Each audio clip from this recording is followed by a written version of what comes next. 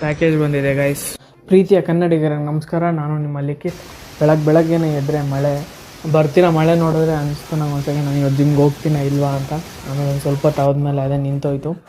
ಆ ಗ್ಯಾಪಲ್ಲಿ ಒಂದು ವೀಡಿಯೋ ಮಾಡೋಣ ಅಂತ. ಏನು ಪ್ಯಾಕೇಜ್ ಅಂದರೆ ನಂದು ಟ್ರೈಪಾಡ್ ಬುಕ್ ಮಾಡಿದೆ. ಟ್ರೈಪಾಡ್ ಬಂತು. ಆಮೇಲೆ ಇದರಲ್ಲಿ ವೀಡಿಯೋ ಮಾಡಬೇಕು. ನನಗೆ ಗೊತ್ತಿಲ್ಲ ನಾನು ಹೆಂಗೆ ವೀಡಿಯೋ ಮಾಡ್ತೀನಿ ಅಂತ ನೆನೆಸ್ಕೊಂಡು ನನಗೆ ಗೊತ್ತಿದೆ. ಆ್ಯಕ್ಚುಲಿ ನಾನು ಹೋಗೋ ಜಿಮ್ಮಲ್ಲಿ ಯಾರೂ ಇಲ್ಲಿವರೆಗೂ ಟ್ರೈಪಾಡ್ ಎಲ್ಲ ತಂದು ಶೂಟ್ ಎಲ್ಲ ಮಾಡಲ್ಲ. First time experience.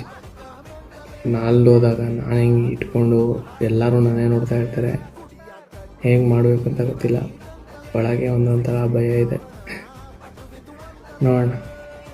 ಮಳೆ ನಿಲ್ತು. ಮಳೆ ನಿಂತ ಮೇಲೆ ಜಿಮ್ಗೆ ಹೋದೆ. ಜಿಮ್ಮಲ್ಲಿ ಹೋದ್ಮೇಲೆ ಇವತ್ತು ನಂದು ಚೆಸ್ಟ್ ವರ್ಕೌಟ್ ಇತ್ತು.